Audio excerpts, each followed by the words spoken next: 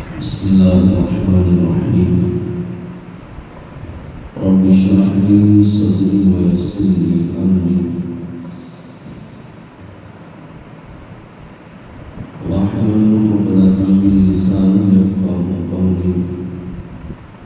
الحمد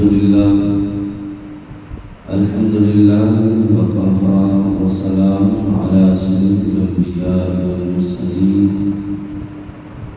أما بعد فأعوذ بالله من الشيطان الرجيم. بسم الله الرحمن الرحيم. أن اشكر لي ولوالديك. صدق الله العظيم وصدق رسوله النبي الكريم الأمين. إن الله وملائكته يصلون على النبي يا أيها الذين آمنوا صلوا عليه وسلموا تسليما. درود پاک پڑھیں. الصلاة والسلام عليك يا سيدي يا رسول الله وعلى آلك وأصحابك يا سيدي يا حبيب الله. الصلاة والسلام عليك يا سيدي يا نبي الله وعلى آلك وأصحابك يا سيدي يا نور الله. مولاي صل وسلم دائما أبدا على حبيبك خير الخلق كلهم. هو الحبيب الذي ترجى شفاعته لكل هول من الأحوال مقتحم. يا أكرم الخلق ما لمن ألوذ به سواك عند حلول الحادث الأمامي. رب صل وسلم دائما أبدا على حبيبك خير الخلق كلهم. خالق کائنات جل جلالہ وعم نوالہ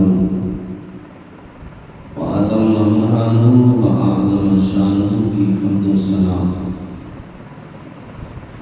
اور اس کے پیارے حبیب حضور کلو شافی جون نشور دستگیر جہاں اور سارے سما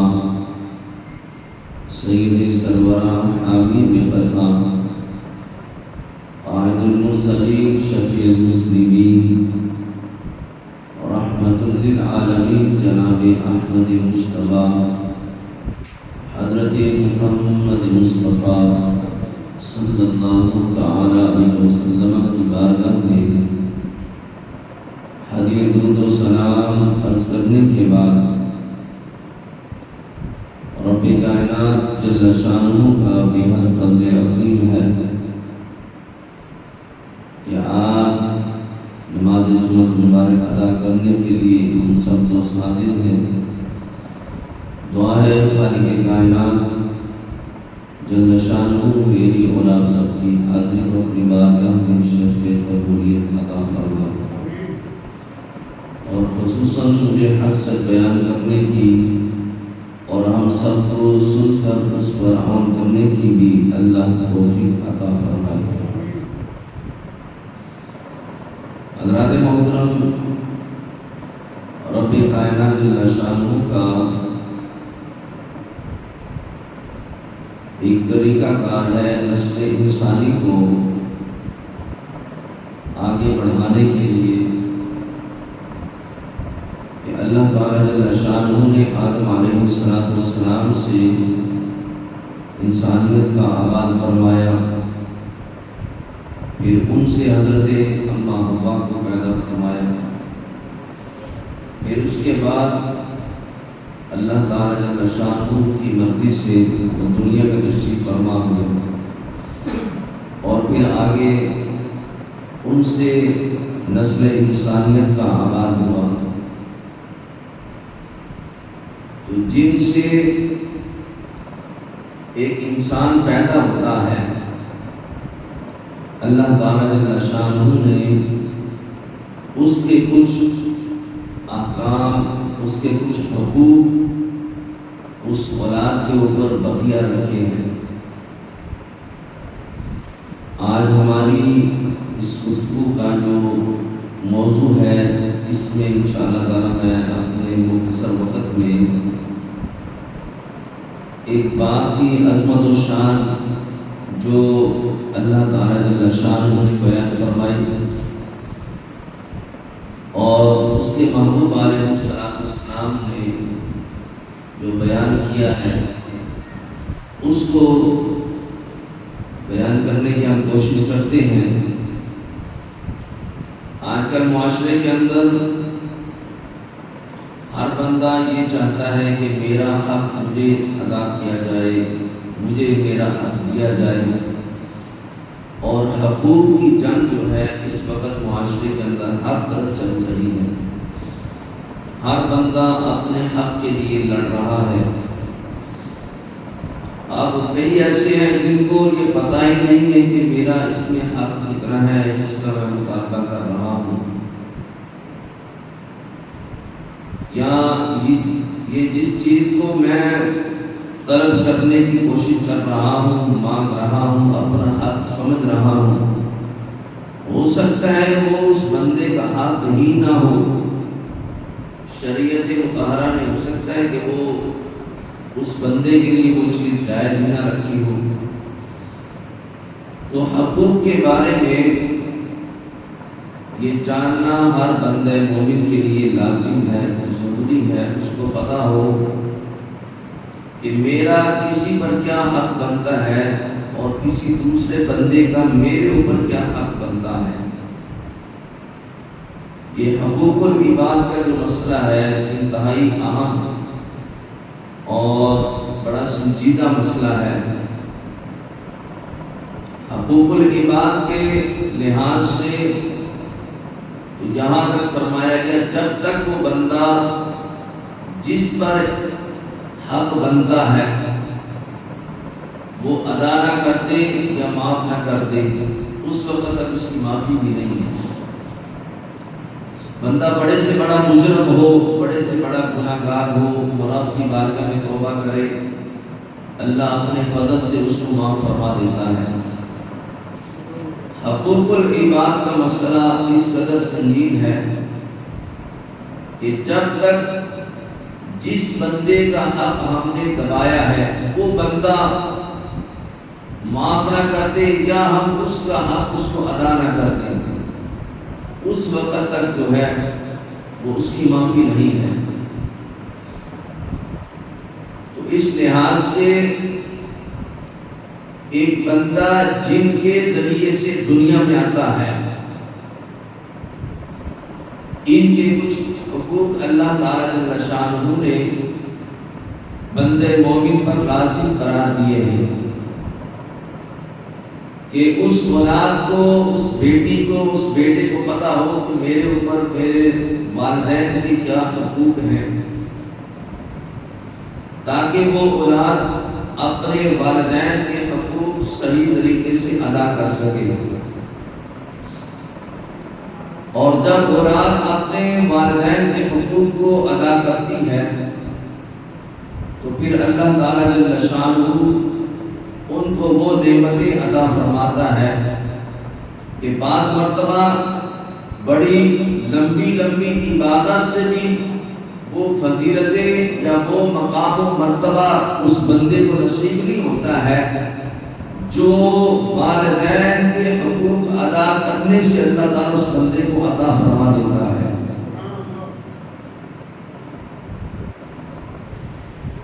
تو اس لحاظ سے آج کے اس پرفتن دور کے اندر جہاں ہر بندہ حقوق کی جنگ لڑ رہا ہے، ہمیں اس بات کا علم ہونا چاہیے ہمارے اوپر ہمارے والدین کے کیا حقوق ہیں۔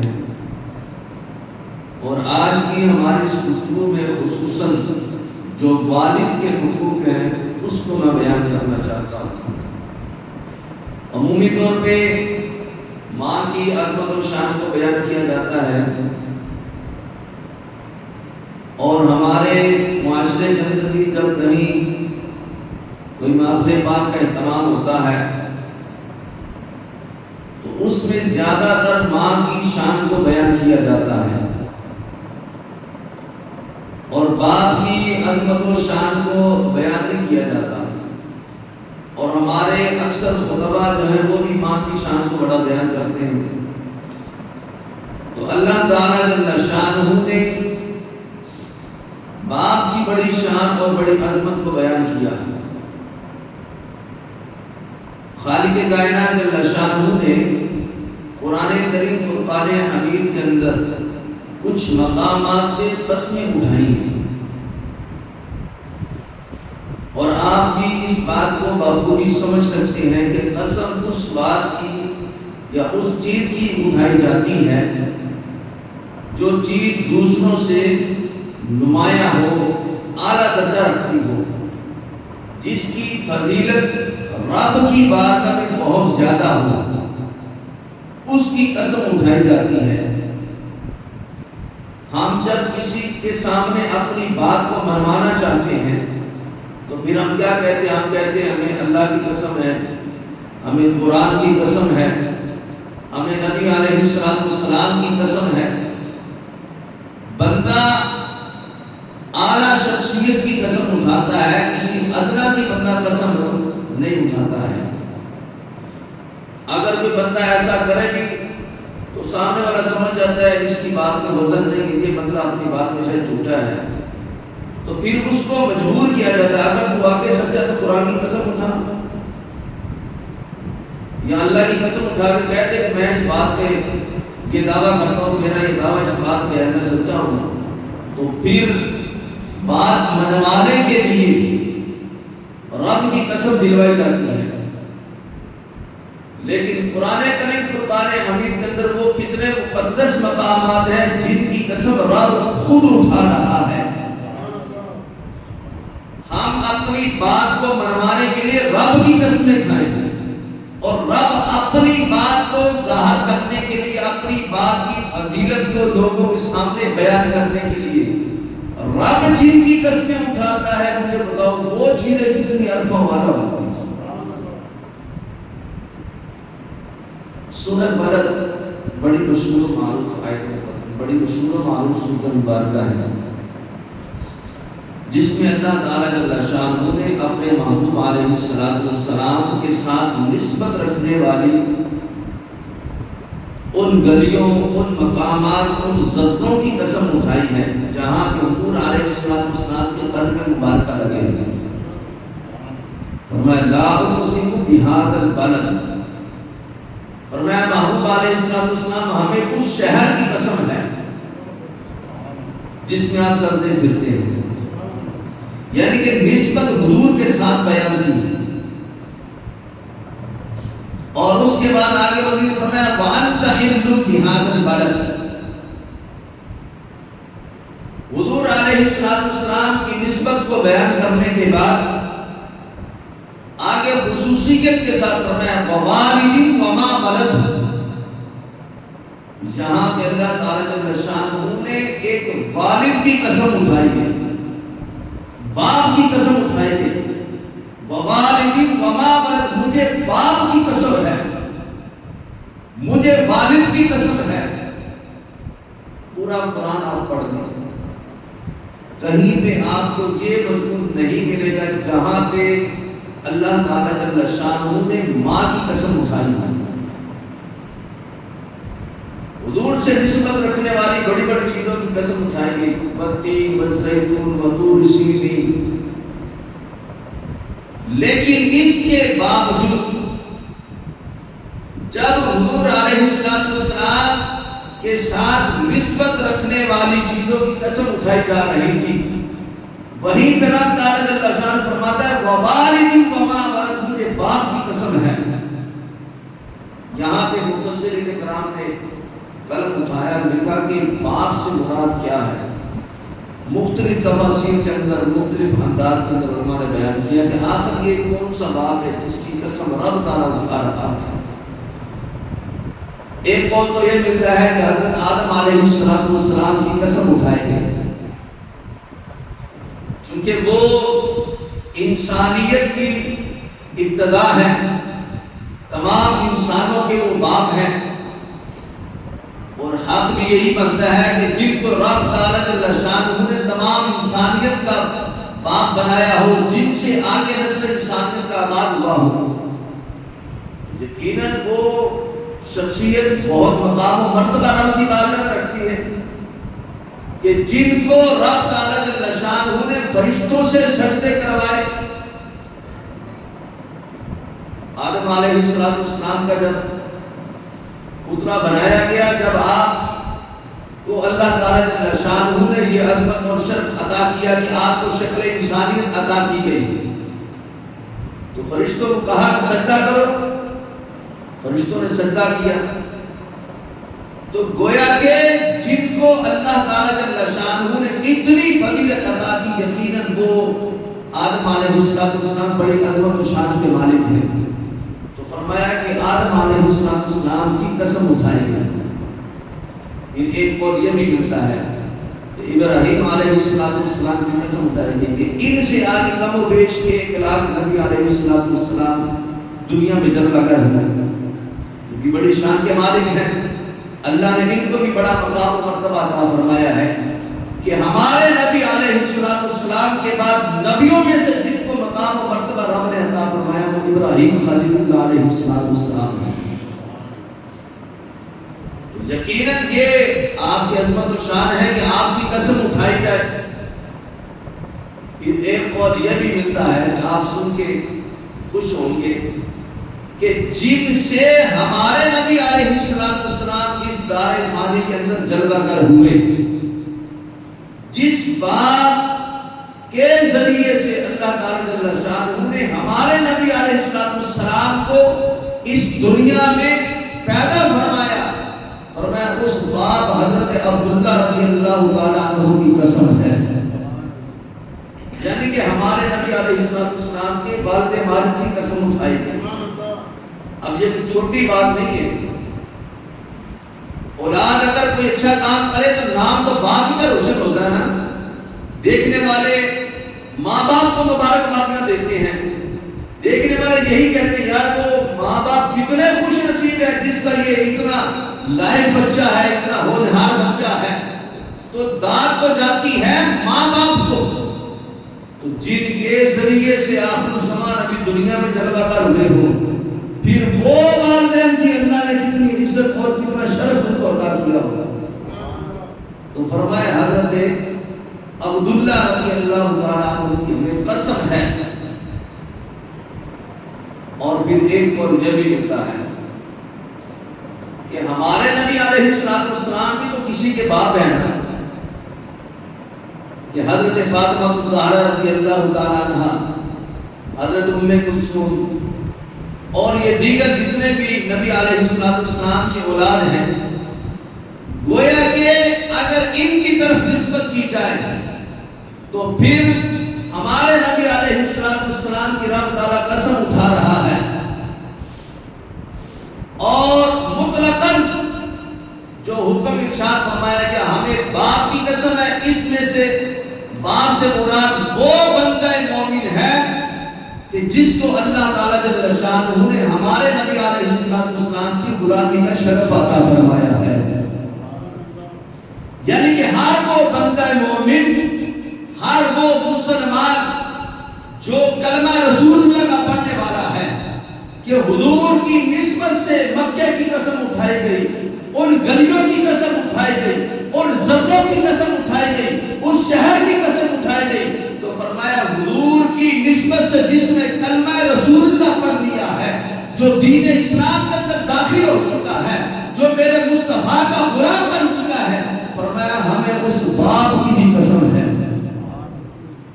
تو گویا کہ یہ پتہ چلتا ہے کہ جس کو اللہ تعالیٰ جل شانہ نے شادی کے بعد نکاح کی صورت میں اور اس کے بعد رب تعالیٰ جل شانہ نے اولاد جیسی نعمت عطا فرمائی، اب وہ باپ کی سیٹ پہ آ گیا، تو اللہ تعالیٰ جل شانہ فرماتا ہے ووالد وما ولد، مجھے باپ کی قسم ہے۔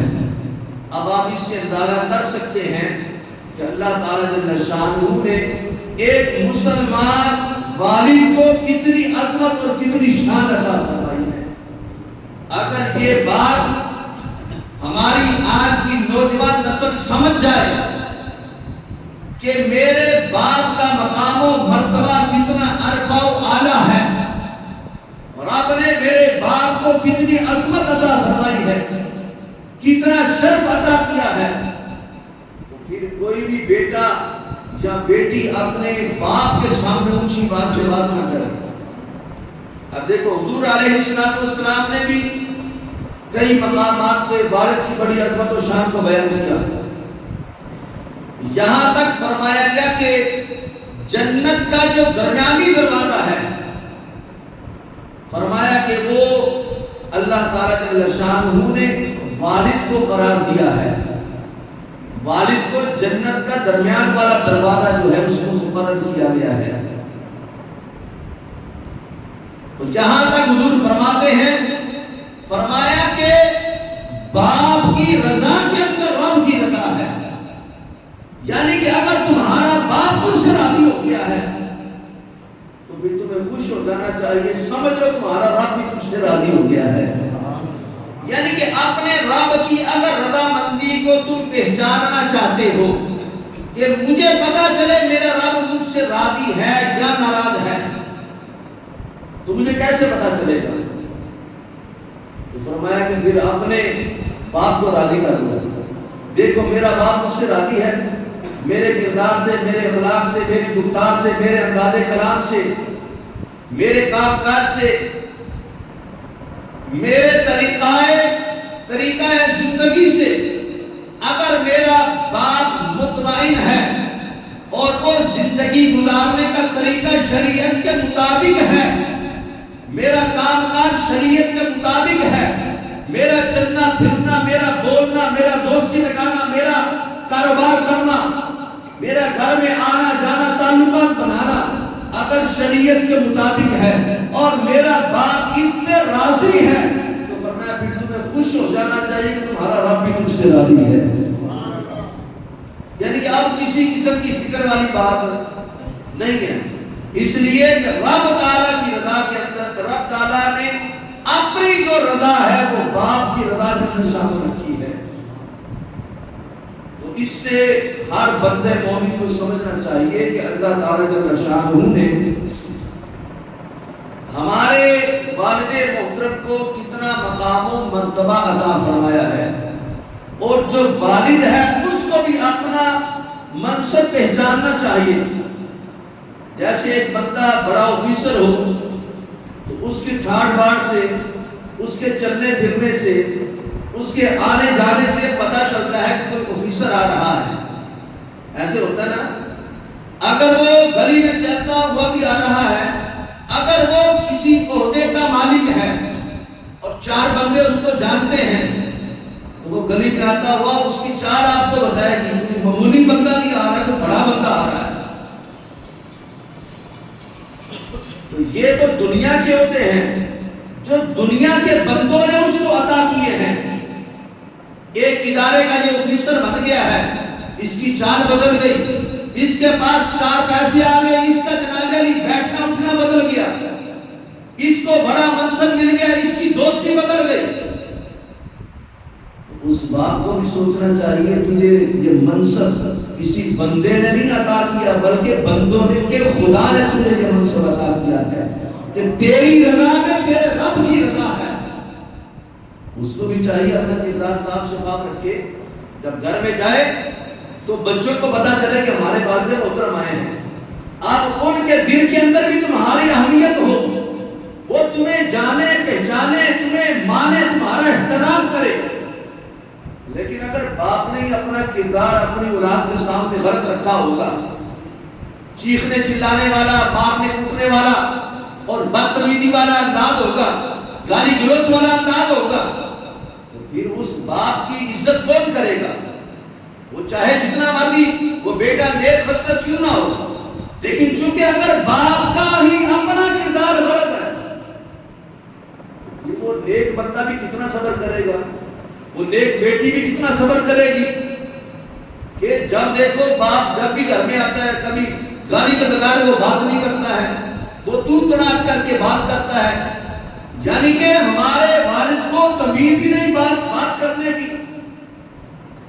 تو اس لیے اس باپ کو بھی اپنا منصب پہچاننا چاہیے کہ اگر رب تعالیٰ جل شانہ نے تجھے باپ کا عہدہ عطا کیا ہے تو میرے مصطفیٰ جان رحمت نے تمہیں جو فضیلت عطا کی ہے، تمہیں جو تمہارا جو کردار دکھانے کے لیے، تمہاری پہچان کروانے کے لیے میرے مصطفیٰ علیہ السلام نے جو بیان فرمایا کہ تیری رضا میں تیرے رب کی رضا ہے، تو اپنی اولاد سے راضی رہنا۔ اگر تو بلا وجہ کا ناراض ہوا، بلا وجہ گالی گلوچ کرتا رہا، بلا وجہ اولاد کو ڈانٹتا رہا، تو پھر اس کا اثر کہاں تک جائے گا؟ عرش کے پار جائے گا۔ وہ خالق و مالک جو ساری کائنات کا رب ہے، تمہارا یہ انداز اس کی بارگاہ میں پیش ہو رہا ہے، تمہارا ناراض ہونا رب کو ناراض کرنا ہے، تمہارا راضی ہونا رب کو راضی کرنا ہے۔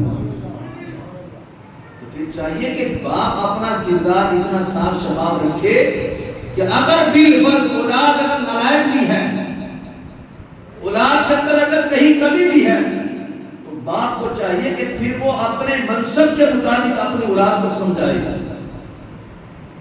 لیکن آج ہمارے معاشرے کے اندر دین سے دوری کی وجہ سے والد کو خود پتہ نہیں کہ میں نے اپنی اولاد کی تربیت کیسے کرنی ہے، میں نے اپنی بیوی کے حقوق کیسے ادا کرنے ہیں، میں نے گھر کا نظام کیسے چلانا ہے، میں آخر گھر کا سربراہ ہوں، کل کو مجھ سے پوچھا جائے گا۔ حضور فرماتے ہیں ہر بندہ جو ہے وہ اپنی قوم کا جو سربراہ ہے، وہ جو رعایا کا جو حاکم ہے، جو اپنے گھر کا جو سربراہ ہے، جس کے ماتحت چند بندے کام کرتے ہیں یا دو بندے ہیں یا ایک بندہ ہے، اس بندے سے اپنی رعایا کے بارے میں، اپنے نیچے والے بندے کے بارے میں پوچھا جائے گا۔ تو باپ اپنے گھر کا سربراہ ہے، تو باپ سے پوچھا جائے گا اولاد کے بارے میں، بیوی کے بارے میں، جو اس کے ماتحت ہیں۔ تو باپ کو بھی اپنا منصب پہچاننا چاہیے۔ ایک بندہ جناب علی وہ کوئی کورس کرتا ہے، پڑھتا ہے، پھر وہ کسی عہدے پر فائد ہو جاتا ہے، آپ دیکھیں کہ جیسے ہی اس بندے کو نوکری ملتی ہے، بڑا آفیسر بنتا ہے، اس بندے کا چلنا پھرنا اچانک تبدیل ہو جاتا ہے، اور بعد مرتبہ لوگ باتیں کرتے ہیں ہمیں کل نوکری ملی تھی 4 کو بدل گئی، ایسے ہوتا نہیں؟ کیوں کہتے ہیں؟ اصل میں وہ دکھاتا ہے اور بھئی اب میں پہلے جیسا نہیں رہا، اب میرے پاس ایک عہدہ ہے، میں منصب پہ فائز ہو چکا ہوں۔ تو باپ کو جو عہدہ کسی بندے نے نہیں دیا، اس کے رب نے دیا ہے، تو پھر اس کو بھی تو اپنا عہدہ پہچاننا چاہیے نا۔ بے شک وہ بندہ غریب ہے، وہ اس کے پاس گاڑی نہیں ہے، وہ جناب علی سائیکل پہ آتا جاتا ہے، چاہے سائیکل بھی نہیں اس کے پاس ہے، لیکن یہ کیا کم ہے کہ رب تعالیٰ کے محبوب فرماتے ہیں تیری رضا کے اندر تیرے رب کی رضا ہے۔ اس رب کو منانے کے لیے ساری دنیا کے لوگ دعائیں کرتے ہیں، یا اللہ تو راضی ہو جا، یا اللہ تو راضی ہو جا۔ ہر جناب علی چھوٹے سے لے کے بڑے بندے تک ہر بندہ اس رب کو راضی کرنے کے لیے دعائیں کرتا ہے۔ اگر جناب علی کوئی ولی اللہ ہے، کوئی پیر ہے، کوئی مرشد ہے، کوئی جناب علی بڑے سے بڑا اللہ کا نیک بندہ ہے، وہ بھی راتوں کو سجدے کرتا ہے تو رب کو منانے کے لیے کرتا ہے، وہ بھی جناب علی ساری رات عبادت کرتا ہے تو رب کو منانے کے لیے عبادت کرتا ہے۔ فرمایا تو بھی ایک رب کو منانا چاہتا ہے تو چھوٹا سا نسخہ ہے، اپنے باپ کو راضی کرنے تو سے رب راضی ہو جائے گا۔ لمبے چوڑے سجدوں کی ضرورت نہیں ہے، لمبی چوڑی عبادت کی ضرورت نہیں ہے، ساری رات کا قیام کی ضرورت نہیں۔ ہاں جو کرے اللہ اس کو فضیلت عطا کرتا ہے، انکار نہیں ہے، اللہ اس کو بہت بڑا مقام و مرتبہ عطا کرے گا جو راتوں کو قیام کرے، راتوں کو سجدے کرے، راتوں کو عبادت کرے، یہ ایک علیحدہ سے فضیلت ہے۔ لیکن اگر رب کو راضی کرنا ہے تو فرمایا اپنے باپ کو راضی کرنا۔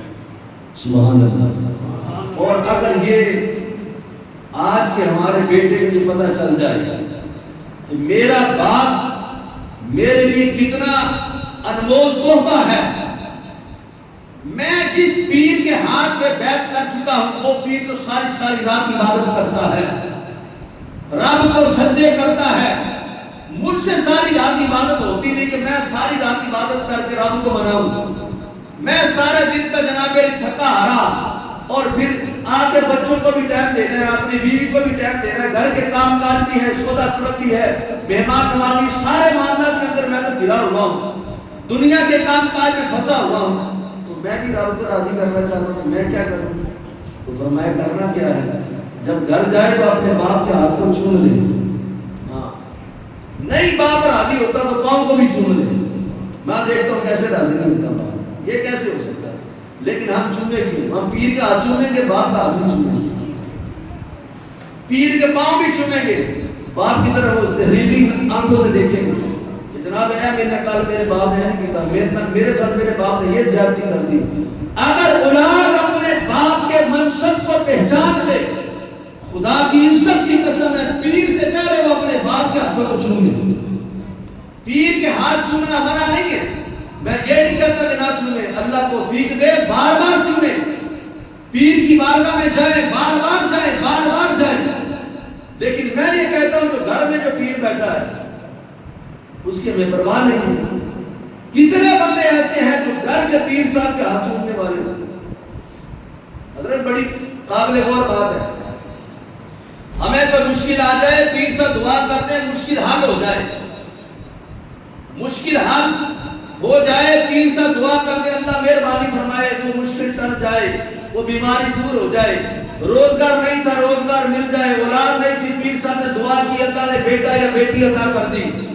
تو ہم جب پیر صاحب کی بارگاہ میں جائیں گے تو پھر وہ انداز ہی نرالا ہوگا. مٹھائیوں کے ڈبے, سوٹ, جناب تحفے تحائف, اور جاتے پیر صاحب کے قدموں میں گر جائیں گے, پیر صاحب کے ہاتھ بھی چومیں گے, پاؤں بھی چومیں گے, ادب و احترام. میں اس چیز کا انکار نہیں کر رہا ہوں, لیکن میں یہ کہتا ہوں یہ کسی روایت میں ہم نے پڑھا نہیں ہے کہ پیر کو راضی کرنے سے رب راضی ہوتا ہے. لیکن میرے مصطفیٰ فرماتے ہیں چاہے تیرا باپ جھاگڑا لگانے والا ہے, فرمایا اس کو راضی کرنے تیرا رب تجھ سے راضی ہو جائے گا. تجھے نہیں پتا تیرا باپ تیرے لیے کتنی دعائیں کرتا ہے, تجھے تکلیف ہوتی ہے, تجھے نہیں پتا تجھے تیری تکلیف کو دیکھ کے تیرا باپ کتنا چم چم کے روتا ہے, یا اللہ میرا بیٹا, یا اللہ میری بیٹی. آپ کو واقعہ یاد ہے جو قرآن پاک کے اندر ہے, حضرت نوح علیہ السلام کا جب طوفان نوح آیا تو کیا ہوا تھا؟ آپ نے اپنے بیٹے کو کہا بیٹا میرے ساتھ بیٹھ جا کشتی میں, طوفان آئے گا, ابھی رب کا عذاب آئے گا, جو کشتی سے باہر رہا سب برباد ہو جائے گا. تو بیٹے نے کیا کہا تھا؟ کہا میں پہاڑ پہ چڑھ جاؤں گا اور میں آج کوئی نہیں بچے گا. تو جب وہ پانی میں غوطے کھا رہا تھا تو اللہ کے نبی نے رب کی بارگاہ میں دعا کی یا اللہ میرا بیٹا, حالانکہ بات نہیں مانی, پھر بھی کہا یا اللہ میرا بیٹا ڈوب رہا ہے, یا اللہ مہربانی فرما. وہ نبی ہو کے اولاد کے لیے دعائیں کرے. فرمایا اے نوح علیہ السلام اب وہ تم میں سے نہ رہا, تیری نافرمانی کی. گویا کہ جو باپ کا نافرمان ہو جائے پھر وہ اس گھرانے سے, اس خاندان سے, اس باپ سے اس کا تعلق منقطع ہو جاتا ہے. جب باپ کی نافرمانی کی جائے, اس نے رب کی نافرمانی نہیں کی تھی, باپ کی نافرمانی کی تھی. تو گویا کہ باپ کے دل کے اندر یہ طلب ہوتی ہے کہ میرا بیٹا یا میری بیٹی میری بات کو مانے. اور آپ کو پتا نہیں شاید جو باپ ہے وہ کی بات کر رہا ہوں, جب اولاد نافرمانی کرتی ہے تو پھر باپ جو منہ چھپا چھپا کے روتے بھی ہیں, بڑے ایسے ہیں. پھر وہ دعائیں کرتے ہیں یا اللہ میری اولاد, یا اللہ میرا بیٹا, یا اللہ میری بیٹی, اس کو ہدایت ہے. تو اولاد کو نہیں سوچنا چاہیے کہ وہ اولاد جو اپنے والد کے آگے بدتمیزی کے ساتھ بولتے ہیں, ان کو ذرا سوچنا چاہیے اور سمجھنا چاہیے کہ اللہ نے ہمارے باپ کو کیا عظمت اور کیا شان عطا فرمائی ہے. میں بڑی جلدی کے ساتھ ایک حدیث سے کا بڑی طویل حدیث ہے, لیکن میں یہ بیان کرنا چاہتا ہوں تاکہ پتہ چلے کہ رب تعالی جل شانہ نے ہمارے والد کو جو مقام و مرتبہ عطا کیا ہے, اگر ہماری اولاد کو پتہ چل جائے تو یقین کرے وہ ہر لمحے جو ہے وہ اپنے باپ کا ادب و احترام بھی کرے. پھر وہ یہ نہ دیکھے کہ یہ میرا باپ بوڑھا ہے یا بیمار ہے یا عمر کے اس حصے میں پہنچ چکا ہے تو اب جناب میری اور بھی بیٹے ہیں تو وہ خدمت کرے, میں نے اکیلے نے کوئی ٹھیکہ لے دیا ہوا ہے, یہ باپ تو سب کا سانجھا ہے. لوگ اس طرح بھی باتیں کرتے ہیں, بھئی اگر میرا باپ ہے تو تمہارا باپ بھی ہے, اگر میں خدمت کر رہا تو تمہارے اوپر خدمت لازم نہیں ہے. لوگ اس طرح کی باتیں نہیں کرتے کہ باپ کے سارے اندر گھر کے اندر سانجا ہی ہوتا ہے نا، 4 پتر نے کل ایک دا تو نہیں نا پیو تے 4 دا ہی، لیکن اگر کسی ایک کے حصے میں باپ کی خدمت آ جائے اللہ اس کو توفیق عطا فرما دے تو اس کو تو اپنی قسمت سے ناز کرنا چاہیے۔ تیری قسمت میں باپ نہیں آیا، تیری قسمت میں جنت کا خزانہ آ گیا ہے۔ سنیں ذرا، میرے مصطفیٰ علیہ السلام فرماتے ہیں جب بندہ مومن 40 سال کا ہو جاتا ہے، شادی ہو گئی، اللہ نے اولاد عطا فرما دی، 40 سال تک وہ بندہ مومن پہنچ چکا ہے۔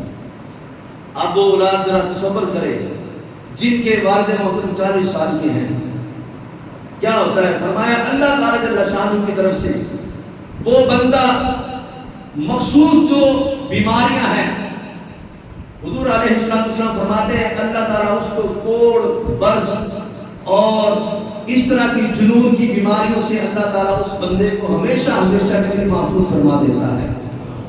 یعنی کہ 40 سال کے بعد اس کو کوڑ نہیں ہوگا کہ لوگ جس سے گر کھائیں، ایسی بیماری کے جس میں جسم گل جاتا ہے، جس میں بندے کی جلد خراب ہو جاتی ہے اور لوگ اس سے نفرت کرتے ہیں، اور میں ایسا مرد اب نہیں ہوگا۔ 40 سال کا یہ میرے مصطفیٰ کا غلام بن چکا ہے۔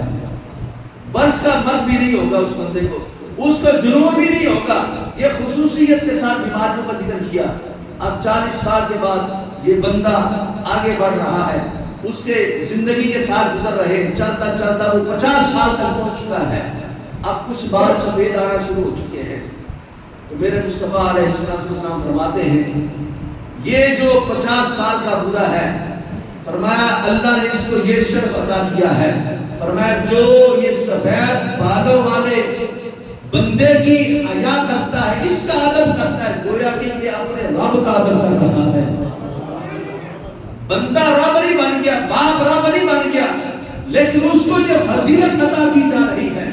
اگر یہ بیٹے کو پتا چل جائے کہ میرے باپ کے چہرے پہ سفید بال آنا شروع ہو گئے ہیں، میرے باپ کے سر کے سفید بال آنا شروع ہو گئے ہیں، تو پھر اس کو سمجھ آنا چاہیے اس کا ادب کرنا یوں ہی ہے جیسے اپنے رب کا ادب کرنا ہے۔ اور میرے مصطفیٰ علیہ السلام فرماتے ہیں اس بندے سے اللہ تعالیٰ کی حساب کو نرم کر دیتا ہے، گناہوں کا معاملہ نرم ہو جاتا ہے، گناہوں پہ اتنی پکڑ نہیں ہوتی ہے۔ اگر بالفرض وہ 50 سال کی عمر میں وہ انتقال کر جاتا ہے تو پھر اللہ تعالیٰ اس بندے سے حساب بھی نرمی سے لے گا، اس کا حساب سختی سے نہیں ہوگا۔ اور پھر آگے چلے جاتا ہے، اگر مزید اللہ تعالیٰ اس بندے مومن کو وہ عمر عطا فرماتا ہے، وہ چلتے چلتے 60 سال کا ہو جاتا ہے، تو پھر کیا ہوتا ہے؟ فرمایا رب تعالیٰ جل شانہ اس بندے مومن کو جو 60 سال کا بوڑھا ہو چکا ہے، فرمایا اس کو اللہ تعالیٰ اپنی بارگاہ کے اندر مزید جھک جانے کا جذبہ عطا فرما دیتا ہے۔ نعرہ تکبیر، اللہ اکبر، نعرہ رسالت، یا رسول اللہ، نعرہ حیدری، یا علی، نعرہ ختم نبوت، زندہ باد۔ اب آپ دیکھیں اپنی مساجد کے اندر کہ وہ بوڑھے بزرگ ہمارے جو بیماری بھی ہے، جسم بھی کمزور ہے، طاقت پہلے جیسی نہ رہی، جوانی نہ رہی، لیکن اس کے باوجود مساجد میں آتے ہیں، نماز پڑھتے ہیں، کوئی کرسی پہ بیٹھ کے پڑھتا ہے، کوئی ویسے کھڑے ہو کے نماز پڑھنے کی کوشش کرتا ہے۔ یعنی کہ جوانی میں بعض مرتبہ کمی بیشی ہو جاتی ہے، لیکن جیسے جیسے عمر گزرتی جاتی ہے، 60 سال کو پہنچ جاتا ہے، اس کے دل کے اندر خوف خدا پیدا ہونا شروع ہو جاتا ہے۔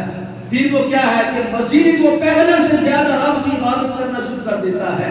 اگر پہلے 5 پڑھتا تھا، اب اشراق و چاشت بھی پڑھے گا، اب اشراق و چاشت پڑھتا ہے تو اوابین بھی پڑھے گا، اوابین پڑھتا ہے تو پھر وہ تہجد پڑھنے کی بھی کوشش کرے گا، یعنی کہ وہ مزید رب کی عبادت کے اندر کوشش کرنا شروع ہو جائے گا۔ اب اولاد کو پتا چل جائے کہ میرا جو باپ ہے یہ تو خود ہی وہ کام کر رہا ہے جو میرے پیر صاحب کرتے ہیں۔ بھئی پیر بھی تو یہی کام کرتے ہیں، پیر بھی اور کام تھوڑی کرتے ہیں، وہ بھی اشراق و چاشت پڑھتے ہیں، اوابین پڑھتے ہیں، نوافل پڑھتے ہیں، رب کی عبادت کرتے ہیں، تہجد بھی پڑھتے ہیں، تو یہ کام تو ہمارے گھر والا بوڑھا بھی کر رہا ہے۔ جو کرتے ہیں میں ان کی بات کر رہا ہوں، اور جو نہیں کرتے ان کو سوچنا چاہیے۔ ہمارے نبی علیہ السلام نے تو بوڑھوں کو بھی بڑی عزت شان عطا فرمائی ہے۔ پہلے جو وہ لوگ جو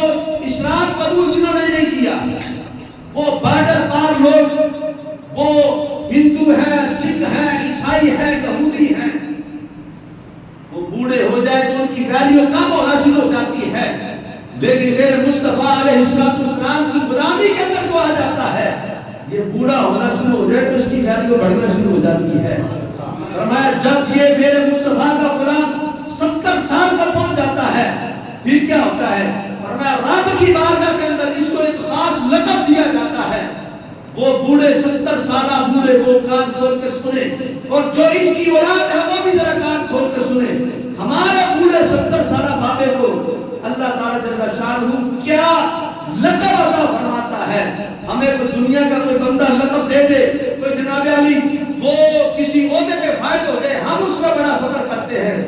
اب یہ لقب اس ہمارے بوڑھے بابے کو، ہمارے والد محترم کو، یا ہمارے دادا جان کو، نانا جان کو وہ جو لقب دیا جاتا ہے 70 سال کی عمر میں، وہ کیا ہے؟ فرمایا سمی اسیر اللہ، فرمایا یہ رب کا قیدی بن چکا ہے، رب کا قیدی بن چکا ہے، کسی اور در میں جاتا ہی نہیں ہے، یہ رب کی بارگاہ میں گرا رہتا ہے۔ جس کو رب کی طرف سے یہ منصب ملتا ہے، یہ میرا ہو چکا ہے۔ اب جو بندہ جس جیل کے اندر قید ہے، وہ جہاں پہ رہتا ہے تو تھانے دار سے پوچھے، وہ کہتے ہیں جناب میرے تھانے کے اندر اتنے قیدی ہیں، یہ میرے قیدی ہیں، تو یہ اس کے قیدی ہیں۔ تو جس بندے کو رب کہ یہ میرا قیدی ہے، جو رب کا قیدی بن جائے وہ بندہ معمولی نہیں ہوتا، پھر وہ پینوں جیسا بن جاتا ہے۔ رب تعالیٰ جل شانہ اس کو یہ منصب عطا فرماتا ہے۔ پھر یہ منصب دینے کے بعد کیا ہوتا ہے؟ فرمایا اللہ تعالیٰ اس بندے کے گناہوں سے درگزر فرما دیتا ہے۔ اب اگر یہ بیٹے کو پتا چلے کہ میرا باپ تو دن بہ دن قیمتی ہو رہا ہے، میرا باپ تو دن بہ دن جو ہے وہ جناب علی یوں سمجھنے کے پہلے وہ سونے جیسا تھا، اب سونے پہ سہاگا بنتا جا رہا ہے۔ اب مزید طرف سنے، فرمایا جب یہی بزرگ، یہی بندہ مومن 80 سال کا ہو جاتا ہے پھر کیا ہوتا ہے؟ فرمایا رب تعالیٰ جل شانہ کی طرف سے فرمایا اعلان ہوتا ہے، فرمایا اللہ تعالیٰ جل شانہ اس کی زندگی کی ساری نیکیوں کو قبول فرما لیتا ہے، سارے گناہوں سے درگزر فرما دیتا ہے۔ 80 سال کا بوڑھا بابا جو کھانسے تو گھر میں بیماری آتی ہے، لوگ کہتے ہیں جناب بابا کھانستا ہے، میرے بچے بیمار ہوتے ہیں، تو بابے کے لیے علیحدہ سے کمرہ بنا دیا جاتا ہے، ابا جی آپ اس میں رہیں، آپ کو کھانسی لگی ہے، آپ بیمار ہیں، میرے بچے بھی بیمار ہوتے ہیں، تو جناب آنے بہانے اپنے بچوں کو لے کے چھوڑ آئے، کبھی ادھر کبھی ادھر، کبھی اس کمرے میں کبھی اس کمرے میں، بیٹوں کا اولاد کا علیحدہ سے کمرہ بنا دیا، اپنا علیحدہ سے کمرہ بنا دیا، اور بوڑھے ماں باپ کو علیحدہ سے کمرہ دیا، آپ ادھر یہاں پہ رہیں، یہ آپ کا کمرہ ہے۔ لیکن اگر اس اولاد کو پتا چل جائے میرا باپ قیمتی کتنا ہے، میرے باپ کو رب نے کتنا منصب عطا فرمایا، فرمایا کہ بوڑھا بابا جب 90 سال کا ہو جاتا ہے کتنا قیمتی ہو جاتا ہے۔ میرے مصطفیٰ علیہ السلام ارشاد فرماتے ہیں 90 سال کا ہو جاتا ہے پھر اس کو عام عزت دیا جاتا ہے، 90 سال سے آگے جتنی مرضی زندگی گزار لے، فرمایا جب 90 سال کے بعد یہ بندہ دنیا سے پردہ فرما کے اپنے رب کی بارگاہ میں حاضر ہوتا ہے، رب تعالیٰ جل شانہ پھر اس کو یہ عزت قیامت کے روز عطا فرمائے گا کہ فرمایا جائے گا جا تو جس سے راضی ہے اللہ تعالیٰ بھی آج اس سے راضی ہو جائے گا۔ فرمایا جس کو تو پسند کرتا ہے فرمایا اس کا ہاتھ پکڑ اور اپنے ساتھ جنت کے اندر لے جا، جتنوں کو چاہے گا وہ بوڑھا باپا 90 سالہ، لیکن اس نے میرے مصطفیٰ سے وہ بغاوت نہ کی ہو، وہ جناب علی وہ میرے مصطفیٰ کا ہمہ وقت غلام رہ کے اس نے زندگی گزاری ہوگی۔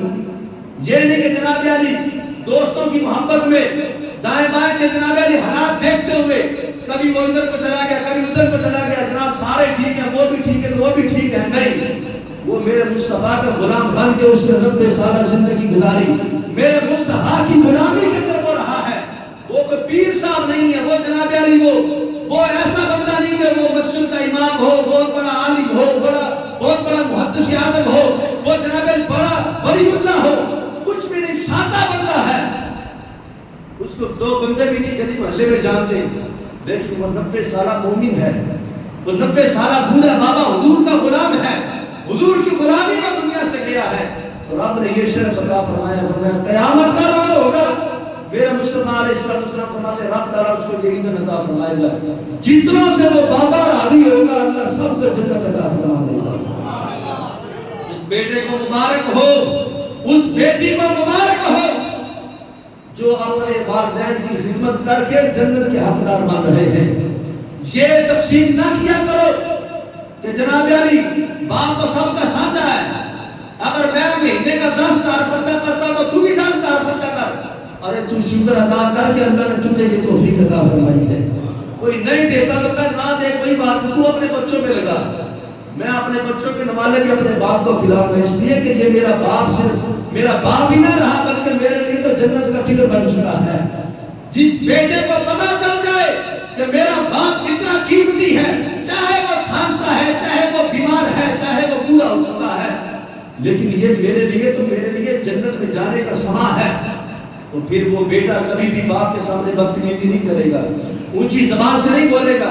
لیکن اگر بیٹے کو خبر ہی نہ ہو کہ میرا باپ کتنا قیمتی ہے، میرا باپ میرے لیے کتنا بڑا سرمایہ ہے، تو پھر وہ بیٹا اپنے باپ کے ساتھ بدتمیزی بھی کرتا ہے۔ اگر بدتمیزی کرے گا تیرے نہ سجدے قبول ہوں گے، نہ تیرے حج قبول ہوں گے، نہ تیری تلاوتیں قبول ہوں گی، اللہ ساری عبادت کو رد کر دے گا، اس واسطے کہ تو نے اپنے والد کو ناراض کر لیا ہے۔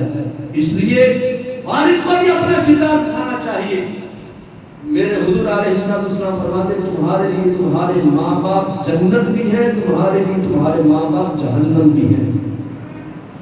پوچھا کہ حضور یہ کیسے؟